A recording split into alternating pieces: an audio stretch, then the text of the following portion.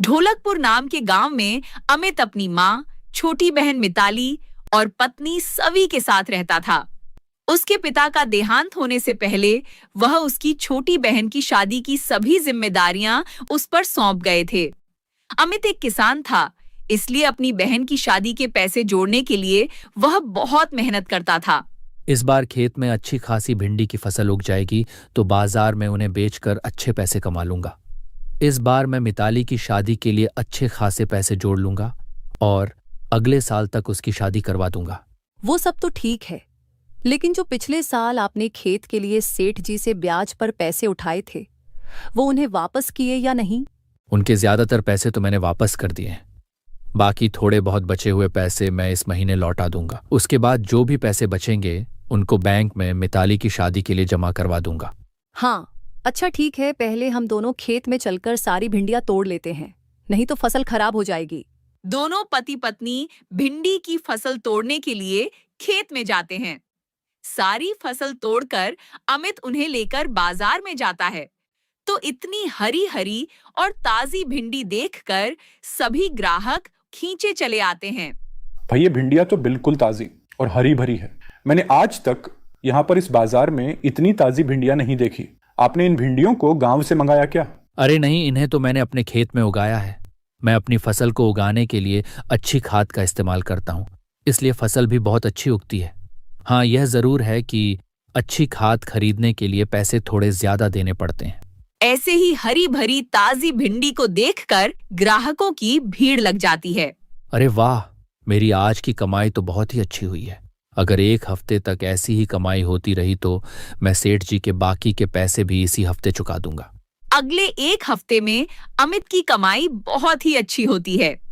धीरे धीरे करके वह अपनी इस बार की भिंडी की सारी फसल को बेच देता है, जिससे उसके पास अच्छे खासे पैसे आ जाते हैं। इस बार तो बहुत ही अच्छा मुनाफा हुआ है। ये सेठ जी के पैसे उन्हें दे आता हूँ। बाकी बचे हुए पैसों को बैंक में जमा करवा दूंगा। अमित सेठ जी के पैसे लेकर उनके पास जाता है, तो सेठ जी उनको देखकर कहते हैं, अरे भाई अमित, यह तो ठीक है, लेकिन तू मेरे बाकी के पैसे कब देगा रे? बाकी के पैसे? मैं कुछ समझा नहीं सेठ जी। इसमें भला ना समझने वाली कौन सी बात है रे? तूने मुझसे 1 साल पहले ब्याज पर पैसे लिए थे। मैंने तुझे वह चुकाने के लिए 6 महीने का समय दिया था, लेकिन तूने उस समय को खींचकर 1 साल कर दिया। अब जो तूने मुझे 6 महीने देरी से पैसे दिए हैं, उनका ब्याज तो मैं तुझसे लूंगा ही ना। सेठ जी ऐसा मत कीजिए। आपको तो पता है कि मेरी माँ बीमार हो गई थी, इसलिए पैसे देने में इतना समय लग गया। अगर उस समय माँ बीमार ना हुई होती तो मैं तभी आपके पैसे चुका देता। देख अमित, तेरे घर में क्या चल रहा है उससे मुझे कोई मतलब नहीं है, समझा? मुझे तो बस मेरे पैसे चाहिए। अगर मैं ऐसी ही कहानियां सुनकर हर किसी पर तरस खाने लगा तो मेरा तो नुकसान हो जाएगा ना। तेरा 6 महीने का ब्याज लगाकर अभी भी पूरे 50,000 रुपए बाकी है, समझा? अगर तूने कल तक वह पैसे नहीं चुकाए तो कल से तेरा खेत मेरा हो जाएगा। अब जा यहाँ से और कल तक मुझे मेरे पूरे पैसे चुका दे। अमित सेठ जी के सामने खूब मिन्नतें करता है, लेकिन सेठ जी उसकी कोई भी बात नहीं सुनते। वह निराश परेशान होकर अपने घर आता है और अपने खेत को बचाने के लिए वह इस बार कमाए हुए अपने सभी पैसे सेठ जी को ब्याज के तौर पर दे देता है। मेरी इस बार की सारी मेहनत सेठ जी के पैसे चुकाने में ही चली गई। मुझे नहीं पता था कि सेठ जी मुझसे 6 महीने देरी से पैसे चुकाने पर इतना ब्याज लेंगे। अब जो हो गया सो हो गया।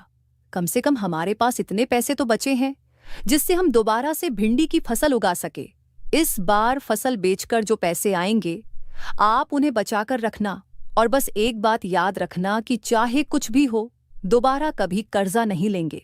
एक कर्जा चुकाने के लिए देखा ना हमारा कितना नुकसान हो गया। अब फिर से मुझे मिताली की शादी के लिए 1 साल और रुकना पड़ेगा। पता नहीं मेरी बहन के साथ ये क्या हो रहा है। भैया आप मेरी शादी के लिए इतनी चिंता मत करो। आप हमेशा मेरी शादी की टेंशन लेते रहते हो। ऐसा ही रहा तो आप बीमार हो जाओगे। और सच बताऊं तो मैं शादी करना भी नहीं चाहती। मैं तो बस आप लोगों के साथ रहना चाहती हूँ। लेकिन ऐसा मुमकिन तो नहीं है ना मिताली। हर लड़की को एक ना एक दिन अपना मायका छोड़कर अपने ससुराल तो जाना ही पड़ता है। अमित फिर से अपने खेत में भिंडी की फसल उगाता है। इस बार भी पिछली बार की तरह उसके खेत में बहुत ही अच्छी फसल उगती है। भगवान की दया से इस बार भी मेरे खेत में बहुत ही अच्छी भिंडी की फसल उगी है। अगले हफ्ते तक सारी भिंडी अच्छी तरह से पक जाएगी। उसके बाद मैं इन्हें तोड़कर अच्छे दाम पर बेचूंगा। इस साल तो मैं पक्का मिताली की शादी करवा ही दूंगा। ऐसे ही एक हफ्ता बीतता है। तभी भिंडी की फसल तोड़ने से एक रात पहले ही अचानक मौसम खराब हो जाता है और आधी रात को बहुत तेज बारिश शुरू हो जाती है, जिस वजह से अमित की इतने दिनों की मेहनत मिट्टी में मिल जाती है। अगले दिन जब अमित उठकर अपने खेत को देखता है तो अपने खेत की ऐसी हालत देखकर वह रोने लगता है।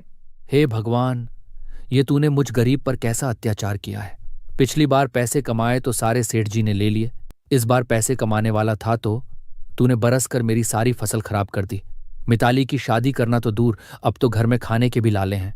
मैं कैसे अपने परिवार का पेट भरूं और कहां से अगली फसल उगाने के लिए पैसे लाऊंगा। अमित जी, अब परेशान होने से भला क्या फायदा। जो होना था वह तो हो गया। पता नहीं भगवान हमसे क्या चाहता है। अब तो हमें 2 वक्त की रोटी खाने के लिए भी सेठ जी से कर्जा लेना होगा, वरना हम सब भूख से ही मर जाएंगे। बारिश की वजह से हुए नुकसान की वजह से अमित सेठ जी से कर्जा मांगने जाता है। सेठ फिर से उसे ब्याज पर पैसे दे देते हैं, लेकिन इस बार वह उसका खेत अपने पास गिरवी रख लेते हैं। अगर इस बार 3 महीने के अंदर अंदर तूने मेरा पूरा ब्याज नहीं चुकाया तो मैं तेरे खेत को जब्त कर लूंगा, समझ ले। ठीक है सेठ जी। अमित उन पैसों से अपने घर में राशन लाता है और अपने खेत में फिर से भिंडी की फसल उगाता है। लेकिन अगली बार भी बारिश की वजह से उसकी फसल खराब हो जाती है, जिस वजह से वह सेठ जी के पैसे नहीं चुका पाता और समय पर अपने पैसे ना मिलने की वजह से सेठ जी उसके खेत को जब्त कर लेते हैं। अमित के हाथों से अब उसकी कमाई का एकमात्र साधन उसका खेत भी छिन जाता है, जिसकी वजह से वह बहुत ज्यादा परेशान हो जाता है और अपने पुराने खेत के पास बैठकर रोने लगता है। ये खेत ही बचा था मेरे पास, वह भी मेरे हाथों से चला गया। पिताजी ने वचन लिया था मुझसे कि मैं धूमधाम से मिताली की शादी करूं। मिताली की उम्र भी शादी की हो गई है। अब तक तो मुझे उसकी शादी कर देनी चाहिए थी, लेकिन अभी के हालात देखकर तो लग रहा है कि मैं उसकी शादी करवानी तो दूर, अपने परिवार का पेट भी भर पाऊं वह भी बहुत बड़ी बात है। यह सब बातें कहते हुए अमित जोर जोर से रोने लगता है। तभी उसे अपने कानों में किसी की आवाज सुनाई देती है। तुम रो मत अमित। मैं जानती हूँ कि पिछले कुछ समय में तुम पर परेशानियों का पहाड़ टूट पड़ा है, लेकिन तुम इस तरह हार मत मानो। ये किसकी आवाज है? यहाँ पर तो मेरे अलावा और कोई भी नहीं है। इधर देखो, मैं हूँ जादुई भिंडी। लगता है तुम मुझे भूल गए। उस जादुई भिंडी को देखकर अमित को अपने बचपन की बात याद आती है। एक बार जब वह अपने पिता के साथ अपने भिंडी के खेत में आया था तो उसे यह जादुई भिंडी घायल हालत में मिली थी। तब उसने इस जादुई भिंडी की बहुत मदद की थी। याद आया जब तुमने मेरी मुसीबत के समय मदद की थी, और उस समय मैंने तुमसे एक वादा किया था कि जब भी तुम बहुत मुसीबत में होगे तब मैं तुम्हारी मदद करने जरूर आऊंगी। आज तुम्हारी यह हालत देखकर मुझे बहुत बुरा लग रहा है, इसलिए मैं तुम्हारी मदद करने आई हूँ। तुम्हें आज तक अपना किया हुआ वादा याद है? हाँ, मैं अपना किया हुआ वादा कभी नहीं भूलती। सेठ जी ने तुमसे तुम्हारा खेत ले लिया है ना, मैं तुम्हारे लिए एक नया खेत बना दूंगी। तुम मुझे अपने घर लेकर चलो। अमित जादुई भिंडी को अपने घर लेकर आता है तो जादुई भिंडी उसके घर के सामने एक बहुत ही बड़ा भिंडी का खेत बना देती है। इस भिंडी के खेत को मैंने अपने जादू से बनाया है, इसलिए इस खेत में उगी हुई भिंडी कभी खत्म नहीं होगी। तुम चाहे हर रोज इस खेत में उगी सारी भिंड को तोड़ लेना। अगले दिन यह खेत फिर से वैसे ही लहलहाने लगेगा। इस खेत से तुम जितना चाहे उतना पैसा कमा पाओगे। जादुई भिंडी के द्वारा की गई इस मदद से अमित बहुत भावुक हो जाता है और उसकी आंखों में पानी आ जाता है। मुझे समझ नहीं आ रहा कि मैं किस तरह से तुम्हारा धन्यवाद करूं। अगर आज तुम मेरी मदद करने नहीं आती तो ना जाने मेरा और मेरे परिवार का क्या होता। मैं तुम्हारा जितना धन्यवाद करूं उतना कम है। यह सब तो तुम्हारे अच्छे कर्मों का ही फल है। मैं तुम्हारी मदद करने आई थी, वह मैंने कर दी। अब तुम अपने परिवार का ध्यान रखना, और अगर तुम्हें कभी भी मेरी जरूरत हो तो बस एक बार मुझे याद कर लेना। मैं आ जाऊंगी इस समय मुझे जाना होगा। इतना कहकर जादुई भिंडी वहां से गायब हो जाती है। अमित खेत में उगी उन सभी भिंडियों को तोड़कर उन्हें अच्छे दामों पर बेच देता है। अब वह हर दिन जादुई भिंडी के जादुई खेत में उगी भिंडियों को बेचकर अच्छे खासे पैसे कमाता है। कुछ ही महीनों में वह गांव का सबसे अमीर आदमी बन जाता है। गंगापुर नाम के एक गांव में चंदन अपनी पत्नी सीता के साथ रहता था। उसकी 5 साल की एक बेटी चुटकी भी थी। चंदन का गांव में अपना एक पपीते के पेड़ों का बाग था। वह अपने बाग में उगे पपीतों को बाजार में बेचकर अपने घर का खर्चा चलाया करता था। इस बार भी हमारे बाग में बड़े अच्छे पपीते हुए हैं। हर एक पेड़ पर ढेर सारे पपीते लगे हुए हैं। कल मैं जाकर उन सभी पपीतों को पेड़ से तोड़ लूंगा, वरना अगर ज्यादा दिन उन्हें पेड़ पर छोड़ दिया तो खराब होने लगेंगे। चंदन की यह बातें उसका एक पड़ोसी गौतम उसकी खिड़की के पीछे से छिपकर सुन रहा था। पपीते तो तुम्हारे वैसे भी खराब ही होंगे, क्योंकि आज मैं उनमें हानिकारक दवाई मिला दूंगा। तुम्हारे बाग में जितने भी पपीते के पेड़ हैं, उन पर लगे हुए हर एक पपीते को मैं खराब कर दूंगा। तुम्हारे बाग के पपीते सभी को बड़े पसंद आते हैं ना। इस बार देखना, इस बार कोई भी तुमसे पपीता नहीं खरीदेगा। इस बार बाजार में सिर्फ मैं पपीते बेचकर मुनाफा कमाऊंगा। गौतम चंदन से बहुत जलता था। वह चाहता था कि बाजार में सब लोग सिर्फ और सिर्फ उसी के पपीते खरीदे, लेकिन उसके पपीतों का स्वाद बिल्कुल भी अच्छा नहीं होता था। वह गांव की सस्ती मंडी से सस्ते पपीते लेकर बाजार में उन्हें महंगे दामों में बेचता था, जिस वजह से लोग उससे पपीता खरीदना पसंद नहीं करते थे। लेकिन वह तो इसका जिम्मेदार सिर्फ और सिर्फ चंदन को मानता था। वह खुद तो मेहनत करता नहीं था, लेकिन मेहनती चंदन की तरक्की देखकर उसे जलन बहुत होती थी। चंदन के बाग के पपीते खराब करने के लिए वह देर रात को चंदन के बाग में पहुंचा। अब आएगा मजा जब मैं इन पेड़ों में दवाई डालूंगा। कल तक इसके बाकी सारे पपीते खराब हो जाएंगे। जब वो इन पपीतों का ऐसा हाल देखेगा तो उसका चेहरा देखने में बड़ा मजा आएगा। अपनी जलन की वजह से गौतम सभी पपीतों के पेड़ों के नीचे एक दवाई डाल देता है, जिससे रातों रात चंदन के बाग के सभी पपीते बिल्कुल खराब हो जाते हैं।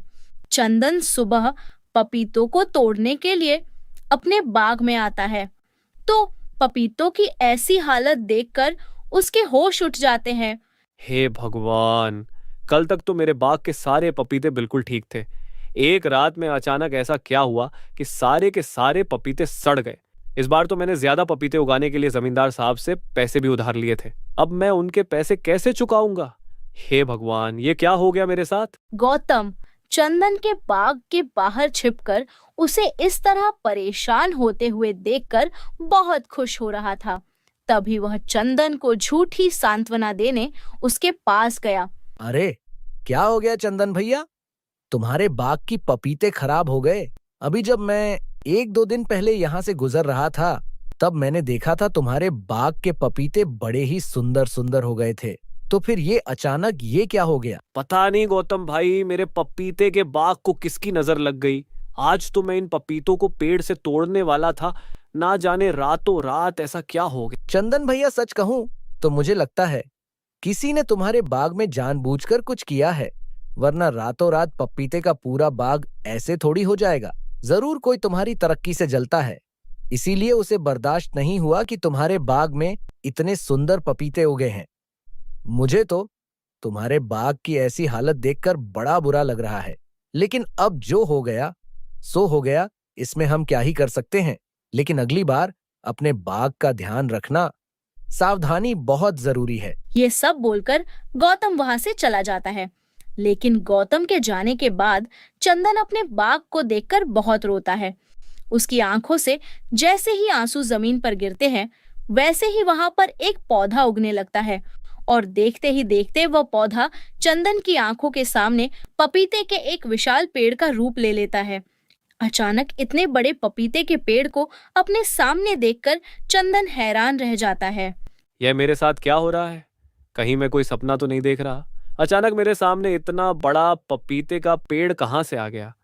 और इस पर लगे पपीते तो कुछ अलग हैं। इनका रंग सुनहरा है। अब तो मुझे लगता है कि मैं पक्का कोई सपना देख रहा हूं। तुम कोई सपना नहीं देख रहे चंदन। मैं सचमुच जादुई पपीते का पेड़ हूं। मैं जादुई हूं, इसी कारण मेरे पेड़ के पपीते भी सुनहरे रंग के हैं। तुम अपने बाग का हमेशा बहुत ध्यान रखते हो। तुम्हारे बाग में लगे पपीते तुम्हें बहुत प्यारे हैं। उनके प्रति तुम्हारा जो प्रेम है, उस वजह से तुम्हारी आंखों से आंसू निकल रहे हैं। तुम्हारी आंसुओं से ही मैं यहां पर आया हूं। तुम बहुत परेशान हो, इसीलिए मैं तुम्हारी मदद करना चाहता हूं। तुम तो एक पेड़ हो। तुम भला मेरी क्या मदद कर सकते हो? अब तो मुझे बस इंतजार करना होगा जब तक मेरे बाग में दोबारा सभी पेड़ों पर पपीते नहीं लग जाते। नहीं चंदन, तुम्हें इंतजार करने की जरूरत नहीं। मैं जादुई हूं और मैं जादू से कुछ भी कर सकता हूं। मैं तुम्हारे इन सभी पपीते के पेड़ों को बिल्कुल ठीक कर दूंगा। इन पर फिर से ताजा ताजा पपीते आ जाएंगे, जिन्हें तुम आराम से बाजार में बेच सकते हो। लेकिन उससे पहले मैं तुम्हें एक बात बताना चाहता हूं। तुम्हारा जो पड़ोसी गौतम अभी तुम्हें सांत्वना देकर गया था, असल में उसी ने तुम्हारे बाग का ऐसा हाल किया है। वह तुम्हारी तरक्की देखकर खुश नहीं है, इसीलिए उसने अपनी जलन के कारण तुम्हारे साथ ऐसा किया। लेकिन तुम अब बिल्कुल भी चिंता मत करो। आज के बाद कोई भी तुम्हारे साथ ऐसा कुछ नहीं कर पाएगा, क्योंकि मैं तुम्हारे बाग की रक्षा करूंगा। मुझे सब कुछ सच सच बताने के लिए तुम्हारा बहुत बहुत धन्यवाद। तुम बस मेरे बाग के सारे पपीतों को ठीक कर दो, वरना मैं जमींदार साहब के पैसे नहीं चुका पाऊंगा। चिंता मत करो चंदन, मैं अभी सब ठीक कर देता हूं। जादुई पपीते का पेड़ अपने आंखों को बंद करता है। तभी चंदन के बाग के सारे खराब हुए पपीते फिर से ठीक हो जाते हैं, बल्कि अब तो वहां पर पहले से भी ज्यादा अच्छे पपीते उग जाते हैं। अपने बाग को फिर से ठीक हुआ देखकर चंदन भी बहुत खुश होता है। तुम मेरे जीवन में एक फरिश्ता बनकर आए हो। मैं नहीं जानता कि तुम मेरे पास कैसे आ गए, लेकिन तुमने मेरी बहुत बड़ी परेशानी को हल कर दिया। अगर मैं तुम्हारे लिए कुछ कर पाऊं तो मुझे बहुत खुशी होगी। नहीं चंदन, मुझे तुमसे कुछ भी नहीं चाहिए। मैं तो बस तुमसे एक ही बात कहूंगा। आज के जमाने में लोगों के अंदर से अच्छाई खत्म होती जा रही है। वे दूसरों को मुसीबत में देखकर उनकी मदद नहीं करते। मैं बस तुमसे इतना चाहता हूं कि तुम जब भी किसी जरूरतमंद को परेशान देखो तो उसकी मदद करो। तुम एक बात हमेशा याद रखना, तुम अपनी नेक नियति से जिसकी भी मदद करोगे, भगवान हमेशा तुम्हें उसका कई गुना देगा। मैं जानता हूं, जादुई पपीते के पेड़, लेकिन मैं लोगों की मदद इसलिए नहीं करता कि मुझे इसके बदले में भगवान से कुछ अपेक्षा है। मैं तो सिर्फ इसलिए उनकी मदद करता हूं क्योंकि मुझे किसी को परेशानी में देखकर बहुत बुरा लगता है। बस मैं हमेशा इस काबिल रहूं कि हर जरूरतमंद की मदद कर सकूं। मेरे हालात कभी ऐसे ना हो कि मुझे कभी किसी की मदद करने के लिए उसे मना करना पड़े। तुम्हारे विचार बहुत अच्छे हैं, शायद इसीलिए मैं तुम्हारे पास आने को मजबूर हो गया। हमेशा ऐसे ही रहना। दोनों के बीच में बात होने के बाद चंदन खेत से सारे पपीते तोड़कर गोदाम में रख देता है। लेकिन चंदन जैसे ही पेड़ों से सारे पपीते तोड़ता है, वैसे ही पेड़ों पर उतने ही पपीते फिर से उग जाते हैं। अरे ये कैसा चमत्कार है, मैंने तो अभी सारे पपीते पेड़ से तोड़ लिए थे, फिर कैसे आ गए भला? आज से तुम्हारा बाग कभी पपीता से खाली नहीं रहेगा। तुम जैसे ही पेड़ से एक पपीता तोड़ोगे, दूसरा पपीता पेड़ पर अपने आप उग जाएगा।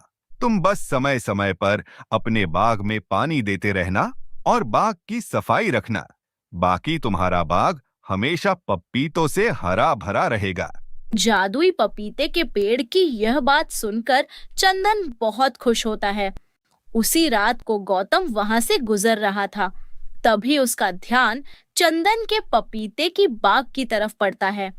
चंदन के बाग में इतने सारे हरे पपीते देखकर गौतम बिल्कुल हैरान रह जाता है। यह किस तरह से संभव है? सुबह जब मैंने चंदन के बाग को देखा था तो उसके बाग के सारे पपीते खराब हो चुके थे। फिर यह दोबारा से इतने अच्छे पपीते कैसे आ गए? जो भी हो, मैं फिर से इन पपीतों को खराब करूंगा। मैं इसके बाग को पूरी तरह से बर्बाद कर दूंगा। यह सोचकर गौतम फिर से पपीते के पेड़ों में वह दवाई डालने लगता है। तभी जादुई पपीते का पेड़ अपनी जादुई छड़ी से गौतम को एक फटकार लगाता है। मैंने तो सोचा था कि एक बार ऐसी घटिया हरकत करने के बाद तुम दोबारा ऐसी हरकत नहीं करोगे, लेकिन मेरा सोचना गलत था।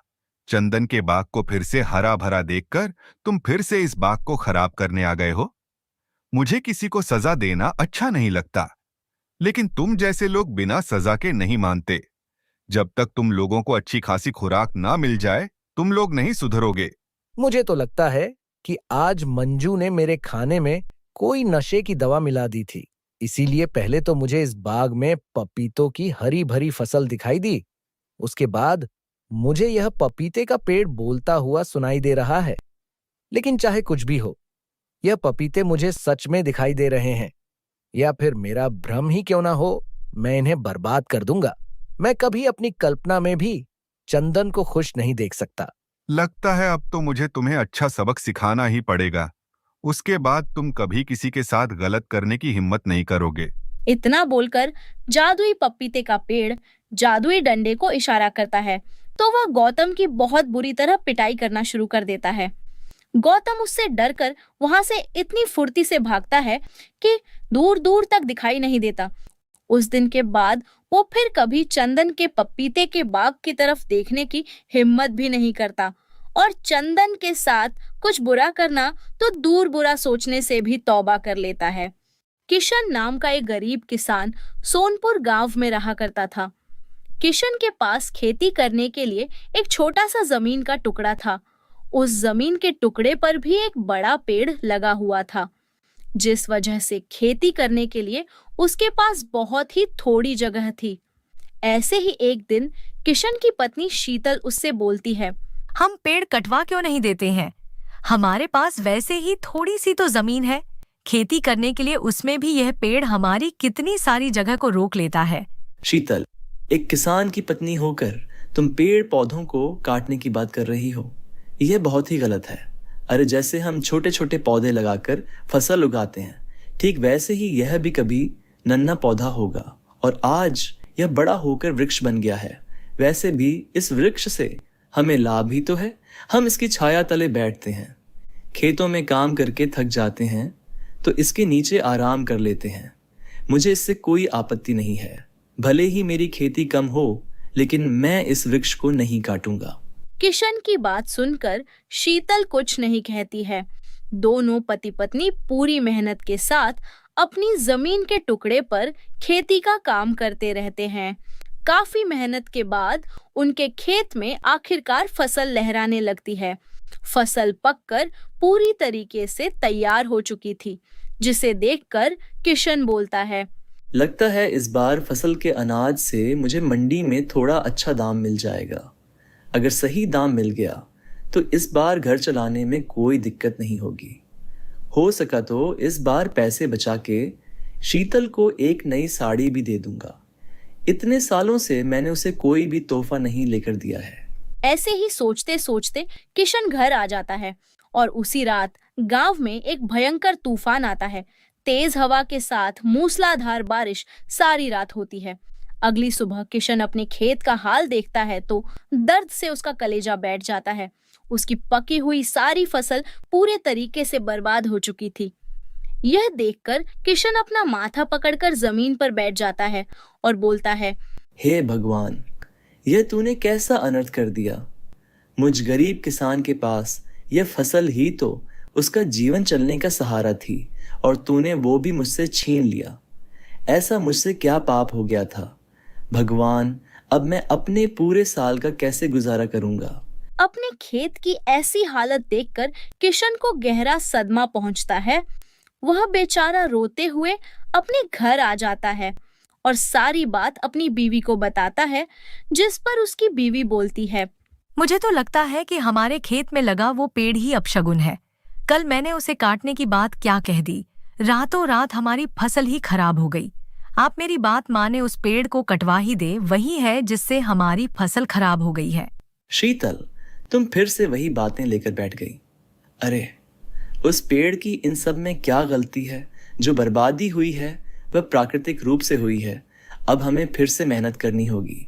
किशन जैसे तैसे करके खुद को संभालता है और उसके बाद अपनी बर्बाद हुई फसल की कटाई करके एक तरफ करता है, जिसके बाद वह फिर से मेहनत करता है और जुताई का काम शुरू कर देता है। इस बार किशन अपने खेत में पालक के बीज बोता है। दोनों पति पत्नी पूरी मेहनत से हर रोज पालक के बीजों की सिंचाई करते हैं। कुछ हफ्तों में छोटे नन्हे नन्हे पालक के पौधे निकलने शुरू हो जाते हैं और बाद में बड़े हो जाते हैं। ऐसे ही एक दिन गांव में सुखिया नाम का एक आदमी अपनी गाय भैंसों को चरा रहा होता है। तभी हरिया किसी से बात करने लग जाता है और उसकी गाय भैंस किशन के खेत में चली जाती है और उसकी पकी हुई ताजी हरी पालक को खा जाती है। तभी वहां पर किशन और शीतल आ जाते हैं।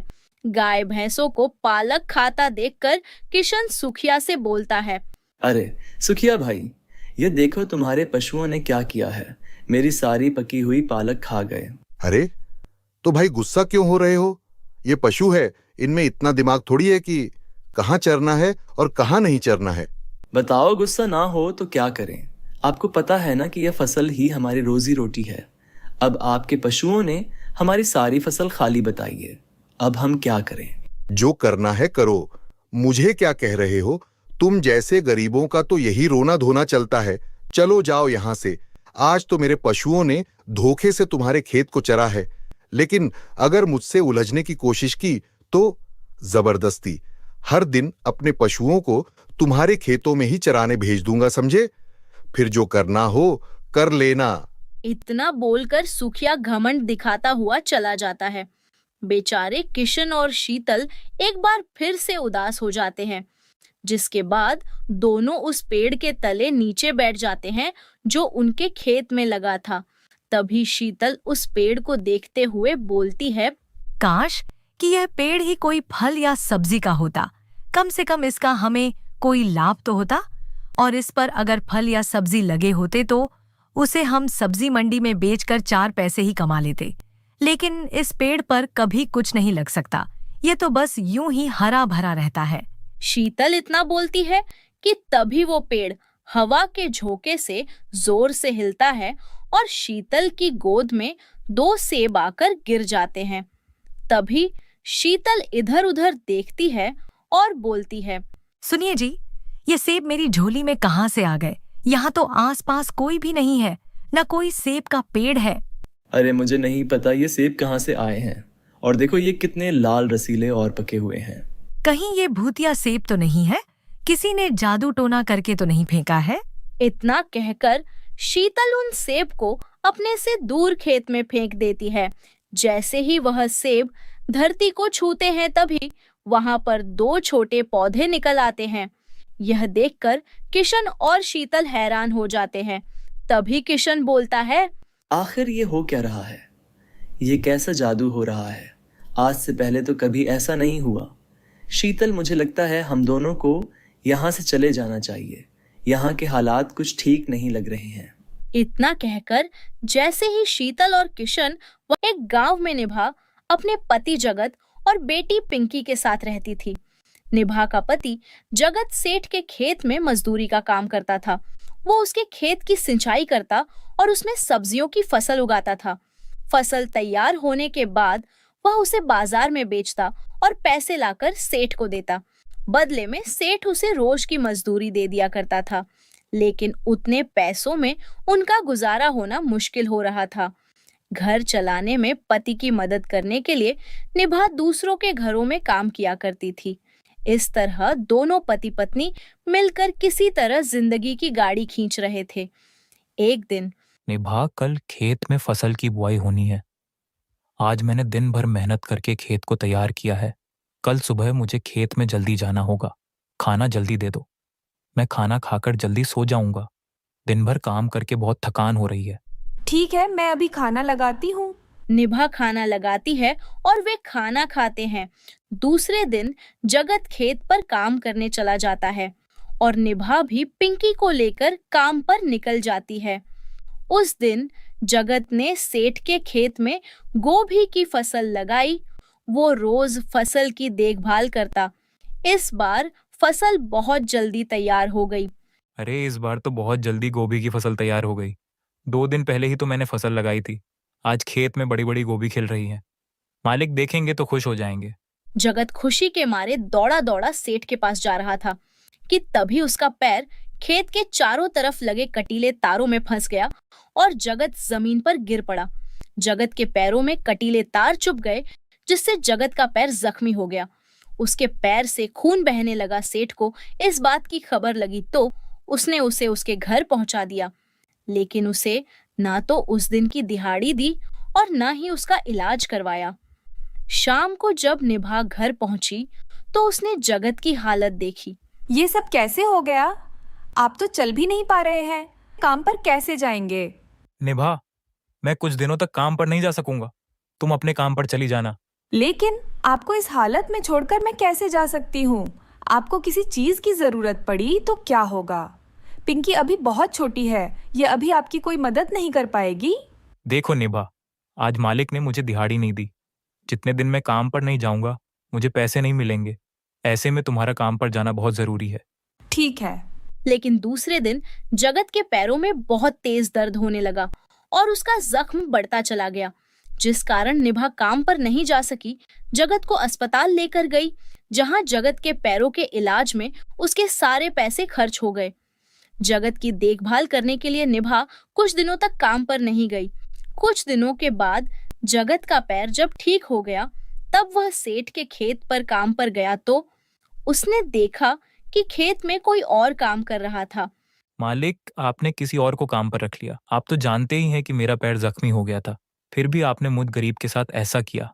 अब मैं कहाँ जाऊंगा मालिक, और क्या कमाऊं? अरे सुनो, मैं तुम्हारे इंतजार में अपना नुकसान तो नहीं करवा सकता था ना, इसलिए मैंने तुम्हारी जगह किसी और को रख लिया। ऐसा है, तुम कहीं और काम ढूंढ लो, चलो जाओ। जगत मुंह बनाकर घर वापस आ जाता है। उधर निभा जब काम पर पहुंची तो उसकी मालकिन उसके ऊपर बहुत गुस्सा होने लगी। 4 दिन बाद काम पर आ रही हो, छुट्टी लेनी थी तो बता कर जाती। मालकिन, अचानक ही हादसा हो गया था, मुझे पहले से कुछ भी नहीं पता था। मेरे पति का पैर जख्मी हो गया था, वह चलने फिरने की हालत में नहीं थे, इसलिए मैं नहीं आ सकी, मुझे माफ कर दीजिए। लेकिन अब मुझे तुम्हारी कोई जरूरत नहीं है। मैंने तुम्हारी जगह पर किसी और को काम पर रख लिया है। ऐसा मत कीजिए मालकिन, मैं बहुत गरीब हूँ, मुझ पर दया कीजिए। अब कुछ नहीं हो सकता, अब तुम्हारे लिए यहाँ कोई काम नहीं है। इस तरह निभा का काम भी छूट जाता है। निभा पिंकी को लेकर घर आ जाती है। घर आकर उसने देखा कि जगत भी मुंह लटकाए बैठा है। अरे, आप काम से इतनी जल्दी कैसे आ गए? काम तो छूट गया, सेठ जी ने मेरी जगह पर किसी और को रख लिया। लेकिन तुम इतनी जल्दी कैसे आ गई? आज मालकिन के घर पर कोई काम नहीं था क्या? मालकिन ने भी मेरी जगह पर किसी और को रख लिया। अब हम क्या करेंगे? एक कैसी मुसीबत आ गई हमारे ऊपर। सब उस गोभी की फसल के कारण हुआ है। ना वह फसल इतनी जल्दी तैयार होती और ना मैं भागा भागा सेठ को बताने जाता। क्या गोभी की फसल? हाँ, मैंने सेठ जी के खेत में गोभी की फसल लगाई थी, जो 2 दिनों में ही तैयार हो गई थी, जिसे देखकर मुझे बहुत हैरानी हुई और मैं सेठ जी को बताने जा ही रहा था कि यह हादसा हो गया।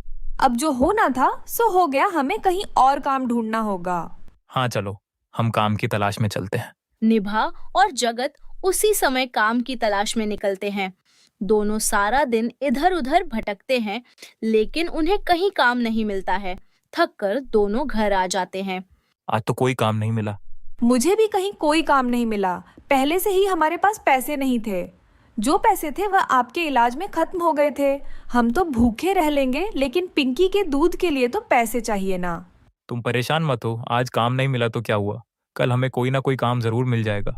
लेकिन दूसरे दिन भी उन्हें कहीं कोई काम नहीं मिलता है। पिंकी भूख से रो रही है, इसे क्या खिलाऊं? ना तो घर में अन्न का एक दाना है और ना ही दूध। पिंकी भूख के कारण जोर जोर से रो रही थी। पिंकी की हालत निभा से देखी नहीं जा रही थी। उसकी आंखों से भी आंसू निकल आए। पिंकी के रोने की आवाज जादुई गोभी तक जाती है। दरअसल जगत ने सेठ के खेत में जो गोभी की फसल लगाई थी वे सभी जादुई गोभी थी। सेठ ने उन गोभी को बेचने के लिए शहर भेज दिया था। और सेठ का नौकर उन्हें लेकर शहर जा रहा था। जब पिंकी के रोने की आवाज जादुई गोभी के कानों तक गई, तब एक गोभी ने कहा, ये तो पिंकी के रोने की आवाज है। हाँ, जगत ने हमें बड़े जतन से उगाया है और हमारी बड़ी सेवा की है, और आज उसका परिवार गरीबी में दिन काट रहा है। हमें जगत के परिवार की मदद करनी होगी। हम उन्हें इस तरह से बेसहारा छोड़कर नहीं जा सकते। वैसे भी शहर जाकर हमें बेच दिया जाएगा और कोई ना कोई हमें पकाकर खा जाएगा। इससे तो अच्छा है कि हम गांव वापस जाकर जगत की मदद करें। हाँ हाँ, चलो जगत के घर चलते हैं। वे सभी गांव की ओर जाने लगती है। सेठ का नौकर उन्हें पकड़ने की कोशिश करता है, लेकिन वे उसकी पकड़ में नहीं आती है। सभी जादुई गोपियां उड़कर जगत के घर पहुंचती हैं और दरवाजे पर खड़ी होकर जगत को आवाज लगाती है, जगत कहाँ हो, बाहर तो आओ। कौन है?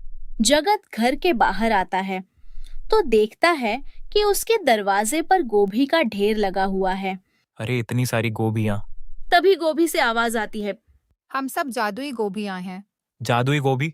हाँ, हम वही जादुई गोभी है जिन्हें तुमने सेठ के खेत में उगाया था। लेकिन तुम सब यहाँ कैसे? हमने पिंकी के रोने की आवाज सुनी। हमें पता चला कि तुम और तुम्हारा परिवार बेहद मुश्किलों